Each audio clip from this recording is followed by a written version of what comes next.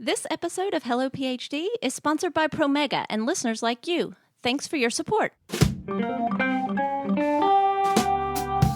word microliters should not show up anywhere in a personal statement. It would be an honor to attend such an esteemed institution.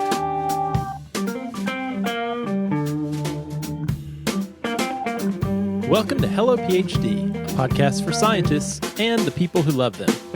This week, we do a quick primer on putting together your best application for grad school. Stay with us.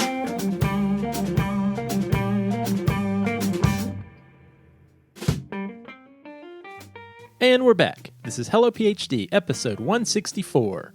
I'm Joshua Hall, and we'll discuss the human side of science and life in the lab. Hey there, everyone. Well, it's that time of year again, graduate school application time. Longtime listeners will know that we have done a variety of episodes about many aspects of the application, interview, admissions process, all that throughout the years. And if you're applying now or thinking about applying, I encourage you to certainly check those episodes out. You can easily find them by going to our website, hellophd.com. On the right side, you can scroll down to topics and click on applications, which bring all of those up. This is a great chance to generally mention that that's a great place to go if you want to know if we've done episodes on various topics like postdocs, publishing, time management, and more. We've done a lot of episodes over the last 6 years. I can't even keep track of them anymore. And so this is a great tool. And shout out to Dan, who maintains our website, writes our blog posts, and adds these tags. And speaking of Dan, you may have noticed that he's not here today. He is taking a much-needed break with family at the beach this week, so I'm going to be holding things down here at the studio by myself today. I don't really like to drink alone, so I'm going to skip the beer segment this week. And I figured also, since I was doing this episode solo, I should probably stick to a topic that I know a lot about, so I decided to focus today on graduate school admissions. As many of you may know, I served as director of admissions for a large biomedical PhD program for several years and also worked for a long time with post-baccalaureate students as they applied for grad school. So if there's a topic that I know about, it is this one. Anyhow, as I mentioned, we have done a lot of episodes in the past about various topics related to grad school admissions, but one of the things that I realized we haven't done is just broken it all down in one place. So what I thought would be interesting and maybe helpful to some of you today is to give my Cliff's Notes version of applying to graduate school advice. And in looking that up too, I realized that it is Cliff's Notes with an S and not Cliff Notes, singular. Today I learned. Anyhow, for some of you, this episode is going to be all that you need, but if you do want to go deeper on any specific topics, we have specific episodes on choosing the schools to apply to, personal statements, succeeding in your interviews, and more, and just you can check those out, as I mentioned, by searching on our website. But before I get into our topic of the week, I wanted to thank our friends at Promega. In 2021, Promega is celebrating the 30th anniversary of bioluminescence as a tool for life science research. From illuminating protein interactions to giving us brighter tools for imaging, luminescent proteins have brought light to many different areas of research. When you're looking to study complex biological interactions, a bioluminescent reporter assay might be the tool you're looking for. Explore resources on bioluminescence and learn how it can be applied to your project. You can visit promega.com/hellophd to learn more. Also, want to say a special thank you to our friends at BioBox. Are you spending months learning to use bioinformatic tools? Leverage the BioBox platform to process, analyze, and explore your genomic data without learning how to code. Accelerate your research and sign up for your 30-day free trial at biobox.io. And with that, let's get on to our topic of the week.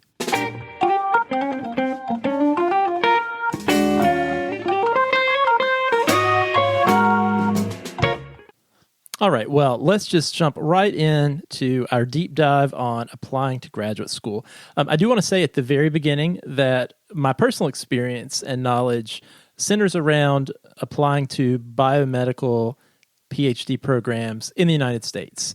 Many of those programs are rotation-based, where you don't apply to work with a specific faculty advisor, but during your first year of graduate school, you do these short laboratory rotations where you work with multiple faculty before ultimately deciding on a thesis advisor. So the advice I'm going to give today is really specifically tailored towards those types of programs. However, I am hopeful that this advice might be broadly applicable in some ways for those of you who might be interested in different types of programs. Okay, so before we start talking about how to have a great application, it's really important that you first think about where you want to apply. If you're feeling especially anxious about getting into a program, you might be tempted to just apply to 38 schools, hoping that you're going to get into at least one of them. And I want to say that that is probably not the best course of action for a few reasons. First, applying to grad school can be expensive. Many programs have an application fee that can be as much as $100. And unless you have unlimited cash, you don't want to waste money on programs that you aren't really that interested in. But besides money, your time is also valuable, and each program you apply to is going to take some time to put the application together. Even just filling out those forms with your name, address, etc., take a surprising amount of time to complete. And more so, most programs have their own unique personal statement prompts or word limits. And as we're going to talk about in a minute, to have the best personal statement possible, you're going to want to not just be generic, and you're going to want to tailor each personal statement to each specific program, and that can take a lot of time. And lastly, and this is probably the most important part, the reason you're applying to grad school in the first place is so you can learn to be a scientist and explore topics that are interesting to you, and hopefully set you up for a career that you think you'll be excited to do. That being said, you want to be excited to go to the program that you eventually get into. So I'd say my main advice for why you shouldn't apply to 38 different schools is that there likely aren't 38 different programs that are truly a great fit for you and your interests and your goals. And you should make sure you devote plenty of time before you apply to thinking about what you want to get out of graduate school and how it can help you meet your goals, and then what are the specific programs that match up with your research and career interests. If you really want to do research on neurodegenerative disease, for example, you don't want to go to a program that doesn't have any labs that are actually studying those topics. And ideally, you'll choose programs to apply to where there are multiple faculty who are doing work you're interested in, not just one. I've certainly seen students choose a program because of one faculty member that they really wanted to work with. But then they arrive, and it turns out that PI isn't taking students that year. Or even worse, and I've actually seen this happen, that one PI that the student really wanted to work with moved to a different university between the time of interviews in the winter and in the fall when the student actually started. And you don't want that to happen to you. And besides all those logistical issues, that one person could end up being a jerk. So you want to have multiple options that would be satisfying for you. All right, so you've decided where you want to apply. So now let's talk about the various application components. I want to start with the CV, which is like your academic resume.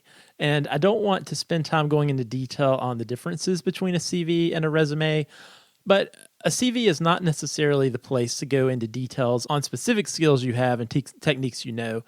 But for the purpose of an application, I like to think of it as the table of contents for your application. And this is often the first thing that a reviewer is going to read. And while we're on the topic of reviewers, for science PhD programs, the most likely people to be reading and reviewing your application are faculty. They're scientists. And they're looking for data in your application that you have the right background and experiences that demonstrate you have an aptitude and interest for doing research. And likely you're going to continue being successful in research in the future in the same way that you've provided evidence that you have pursued and been successful in research in the past. So that's the type of data that you want to make sure you provide and make clear in your application. Sections of your CV should be organized in reverse chronological order. So the current and newest experiences are going to go at the top, on down to the oldest experiences. And you want to list your education first. Where did you go to school? What degrees are you working on? Or what degrees do you already have? Then, importantly, you want to list your relevant research experiences next.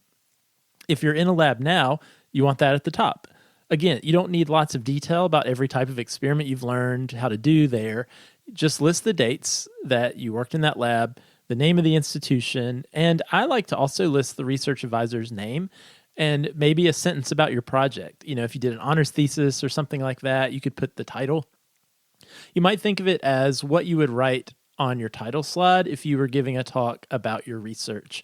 The other reason I like to just include the name of the advisor is, as we're going to talk about later on, that helps the reviewer stay organized in their mind that hopefully they're going to see a reference letter from that individual later on in the application to talk a little more about your experience in that lab from the advisor's point of view. And you want to just keep doing this, listing all your research experiences from newest to oldest. After that, if you've had any publications, even if you're a 7th author listed, definitely include those.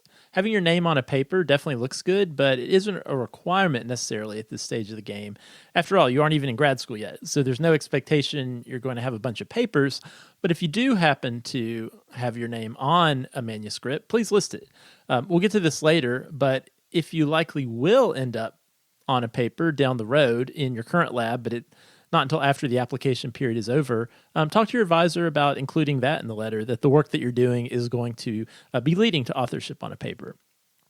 After papers, you can list presentations that you've done. If you were the presenter, put your name first. But for both presentations and papers, I like to put my name in bold if there are multiple authors, because it just makes it easier for reviewers to spot your name and your contribution in that author list. If you had any other academic experiences, organizational affiliations, teaching experiences, etc., by all means list them, but these go farther on down and are much less important than your educational and research experience history. And by the way, if you've had any jobs that don't really relate to science, you can probably leave those off. You're not really going to get a boost from working at Chipotle the summer after your sophomore year. However, if you did work lots of hours to support yourself through school, you might consider mentioning that in your personal statement. All right, let's talk about the personal statement, because it's one of the application components that you have the most control over, and most certainly the part that will require the most time and effort to do as well. The rest of your application is all data, facts and figures. Your CV, you're just listing what you did. Your transcript is what it is. And your reference letters are, for the most part, out of your control, but the personal statement is your chance to provide some context to the rest of your application. I like to think of it like this. The other components of your application draw the outline, and the personal statement colors it in. So I'm going to talk about a few things that are good to put in your statement. But right off the bat, it's important to note that the most important part of your personal statement is your research description. Different schools might request this in slightly different ways, but all of them will likely want you to describe in your words the research you did, what your contribution was, and what you learned. Now, this is not a method section. And my opinion is that the word microliters should not show up anywhere in a personal statement, but instead concisely talk about the big picture of your lab as a whole and how your project fits into that big picture. And it's good to then share what your main research question or hypothesis was for your project, and then briefly what you discovered through your work on that project. Again, this is not a full research paper, so you want to try to thread that needle of giving enough information that it's understandable, but not boring the reader with excruciating details. And this can be hard to do or hard to know if you're doing well. So my best advice here is make sure you aren't the only one who's reading your personal statement. Your current PI or some former trusted advisor who's a great mentor to you might be a good person to read over it. But I'd also get someone who is generally a knowledgeable science person from outside your lab to read it too. Maybe another trusted professor, an advisor, program director, a postdoc in your lab, whatever.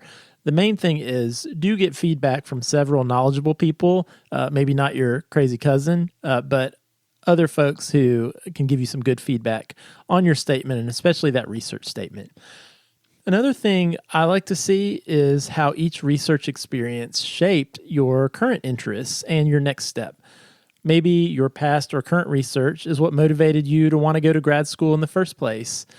So say that. It should be apparent to someone reviewing your application after reading your personal statement why you were motivated to apply to that program. So beyond that, besides the research part of your statement, your personal statement is a great place to talk about anything else that's interesting about you or your path, your academic path specifically. It can be a hard road going through college. Maybe you worked for a while after college before applying to grad school. What challenges did you face? Maybe you did have to work full-time to support yourself during undergrad. Maybe you were the first in your family to go to college. Maybe you were a scholarship athlete and had to balance lab classes and a busy training and travel schedule. These are all really useful and interesting to admissions committees who want to know about your research experience, but also who you are as a person. Have you overcome challenges? Are you resilient? Your research is hard and frustrating much of the time, which is why we have a podcast. But do you know what you're getting into? And you won't get frustrated and quit at the first sign of challenge. Any evidence of this can be great for an admissions committee to learn about you. Now, you certainly don't have to manufacture a personal or academic struggle, but feel free to be open about these if you can tie it in to how these experiences have made you into a better researcher and a better candidate for graduate school. At the end of the day, whatever you write, do be honest and sincere about your experiences and your interests. But lastly, if you did have some bumps in the road academically, that is completely okay. Maybe you got a D in organic chemistry. We've been there, and you would be surprised to know that many faculty have been there too. It's going to be on your transcript, and the faculty reviewing your application are going to see it, but maybe there's a reason you got a D. Maybe you were dealing with some personal issues or still figuring out time management. That's okay, and you can mention that in your statement to provide some context about what you learned from the experience. Don't dwell on the negative parts of your application, but your statement is a great place to briefly address them. The last thing I want to say about personal statements is do tailor them to each school you're applying to. You probably will have a general default letter with your experiences that we talked about already, but it can be useful to have a final paragraph where you discuss why you're applying to that specific school. And this is not necessarily the place to fall all over yourself praising the school with statements like, "It would be an honor to attend such an esteemed institution." Statements like that don't really help you. We know our school's good. And again, we're not looking for flattery here, just a sincere interest in the research that we're doing and that our program is a good fit for you and what you want to do.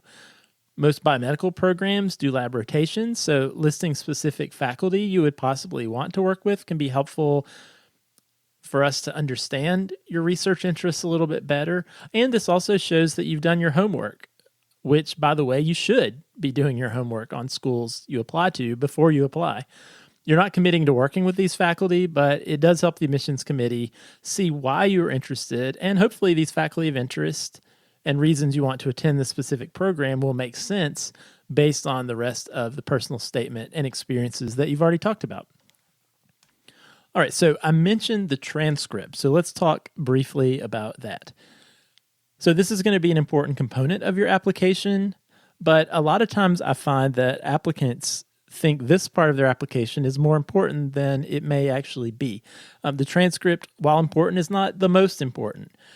I know in the PhD program that I was part of, the average GPA was somewhere around 3.5 or so, which is pretty good. However, this was the average. Sure, there were students who came in each year with a 4.0, but there were also students who came in with GPAs under 3 every year. And I can tell you, if you have a perfect 4.0 GPA but no research experience, you likely aren't getting into research-based science PhD programs. It's really those experiences that are the most important for having a really strong application. That's one thing I think is great about science PhD admissions, is that your experience really does count more than your grades.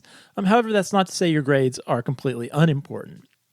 If you have great grades and lots of relevant science classes, cool, you are all set with regard to your transcript. If you don't, we talked about possibly addressing that briefly in your statement, preferably toward the end, because you still want the research part of your statement to be the main part. The other piece that is important and often overlooked is that it's not just the grades that admissions committees are looking at on your transcript, but also what classes did you take? Did you actually take a decent number of relevant courses for the program you're applying to? For example, if you're applying to a biomedical PhD program, Did you take upper level biology classes, molecular biology? Did you take chemistry classes? If you didn't, committees might see that as a red flag, and you might have to emphasize how you learned that material and those topics in your research experience rather than in coursework. All right, the last part of the application that I want to talk about are the reference letters. And I'm talking about reference letters last, but not because I don't think they are important. I could probably argue that they are the most important part of your application. The most important thing that I can say about reference letters is that ideally they need to come from the faculty advisors who led the labs that you worked in. Letters need to come from the PI to have the most impact. Now, in most cases, if you worked in a lab at a college or university, your faculty mentor will not be surprised that you want a letter. That's part of the job. What you want to avoid is that you list on your CV that you spent 2 years working in a lab during undergrad. You describe that research experience in your personal statement, but then there's no letter from that PI. That is going to be interpreted as a red flag by the admissions committees. Sometimes I hear from students, especially if maybe you did a summer program or you only spent a couple months in the lab, then maybe you didn't interact with the PI a whole lot, but you were mentored closely by another senior person in the lab, maybe a postdoc. It's totally okay to reach out to that postdoc to take the lead on writing your letter. However, you are going to want the PI to at least co-sign that letter. I will say that if you reached out to a PI under that scenario, what would most likely happen anyway is that the PI would talk to the postdoc about writing the first draft of the letter, since they have more experience working with you in the first place. Most programs are going to request 3 letters, and if you have 3 different research experiences, then boom, you're set. Those 3 PIs should be your 3 letters. However, maybe you have less than 3, and in that case, the PI letter is the most important. But then you can go down the line and think about, well, who else might be the best person to talk about your potential as a researcher? And that's the important part. Maybe it's another faculty member at your institution that you collaborated with or you talk to often about your project. If you're part of a program that provided research experiences as part of that program, the program director might have a good perspective and insight to write you a letter. Sometimes students will get letters from a professor who taught them in a class, and I'll tell you that you don't get much bang for the buck from these letters. They don't carry a lot of weight because, again, they don't give the reviewers much insight into your research potential. So if you have to ask an instructor of a class, at least make sure it was a class where you either did some research type activities or it was a class where you were reading and analyzing research papers, which is a little more relevant to what you'll be doing in grad school rather than just your organic chemistry professor in a lecture of 400 other students. Okay, wow, that was a lot of information. Again, what I tried to do was just provide an all-in-one place, a primer on applying to grad school. As I said, my experience and focus is on biomedical PhD programs, which typically do these lab rotations, versus programs where you apply to work with a specific faculty member. But hopefully some of this advice will be applicable to people interested in many types of programs.